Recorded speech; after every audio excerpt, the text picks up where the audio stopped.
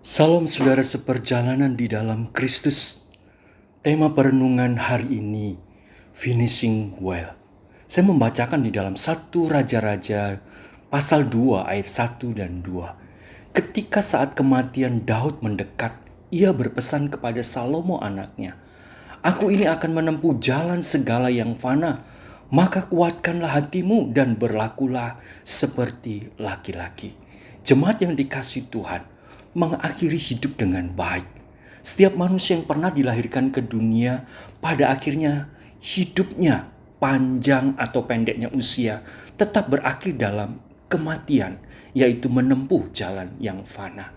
Belajar dari perjalanan hidup Daud, sekalipun selama hidupnya tidak sempurna, pernah jatuh dalam dosa dan berbagai pergumulan suka dan duka, ketakutan, kecemasan, kekhawatiran, namun juga ada pada posisi merasa kuat dan terus berjalan untuk melangkah dipimpin Tuhan. Namun Alkitab mencatat Tuhan perjanjian menyertai Daud, dan hati Daud senantiasa belajar berdekat dan mengandalkan Tuhan, sumber hidup dan keselamatannya. Inilah kunci hidup, kemenangan dan keberhasilan selama hidup Daud. Daud di masa tuanya sebelum wafat, ia berpesan kepada anaknya Salomo yang ditentukan Tuhan sebagai penerus Raja Israel, supaya sungguh-sungguh hidupnya berpegang pada Taurat atau firman Tuhan. Pada akhirnya, Daud mendapatkan perhentian dengan damai sejahtera.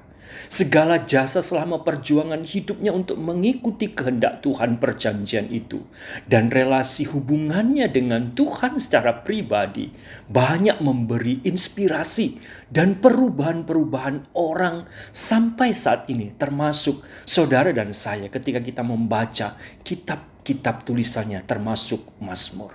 Namun menarik di pasal 2 ini, ada orang-orang yang menempuh jalan yang fana atau mengakhiri hidup masa tuanya, namun kematiannya berakhir dari konsekuensi penghukuman. Adonia, anak Daud yang berambisi mengangkat dirinya sendiri menjadi raja Israel sebelum ayahnya wafat, namun tidak terwujud. Dan setelah ayahnya wafat, ia meminta Abisai, gadis Sunem, untuk diperistri. Akhirnya Adonia mati dihukum pancung oleh Salomo. Yoab panglima tentara Daud karena membunuh 2 panglima Israel, Abner dan Amasa, yang tidak bersalah. Akhirnya Yoab juga mati dipancung karena Yoab berpikir Yoab tidak mau mendapatkan persaingan daripada orang-orang yang setia, yaitu Abner dan Amasa. Akhirnya Yoab juga mengakhiri hidupnya dengan mati dipancung. Simei yang mengutuki Daud waktu dalam pelarian, ia diminta tinggal di Yerusalem dan diberi kesempatan 3 tahun. Namun ia melanggar sumpah untuk tidak keluar wilayah Israel. Ia juga mati dipancung. Dan kita melihat satu lagi, Imam Abiatar. Dia disuruh pulang, dan di masa akhir hidupnya dia menggenapi apa yang dikatakan oleh Tuhan tentang keturunan daripada yaitu Imam Eli, yaitu bagaimana Imam Eli dan keturunannya yang tidak mendapatkan jabatan posisi karena ketidaksetiaan. Nah saudara, namun ada anugerah penghargaan sebelum Daud wafat. Ia berpesan kepada Salomo supaya memperhatikan dan memberi jaminan kesejahteraan kepada anak-anak atau keturunan Barsilai, orang Gilead, yang menolong dan memperhatikan segala kebutuhan Daud waktu ia dalam pelarian dikejar Salomo.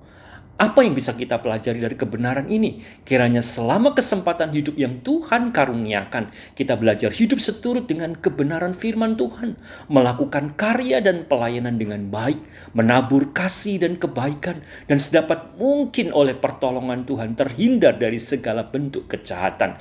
Karena kelak apa yang kita tabur saat ini punya dampak dan dirasakan buahnya bagi generasi di bawah kita. Saudara, bagaimana saya dan saudara dengan kesungguhan menjalani hidup yang singkat ini untuk terus berjalan dipimpin Tuhan dan taat melakukan kehendaknya sampai akhirnya berujung pada jalan yang fana atau kematian? Mari kita berdoa. Ya Bapa di surga, Ajarlah kami menghitung hari-hari kami sedemikian, supaya kami beroleh hati yang bijaksana dan dapat menjalani hidup yang berkenan di hadapan-Mu dan mengakhirinya dengan baik. Dalam nama Yesus, amin.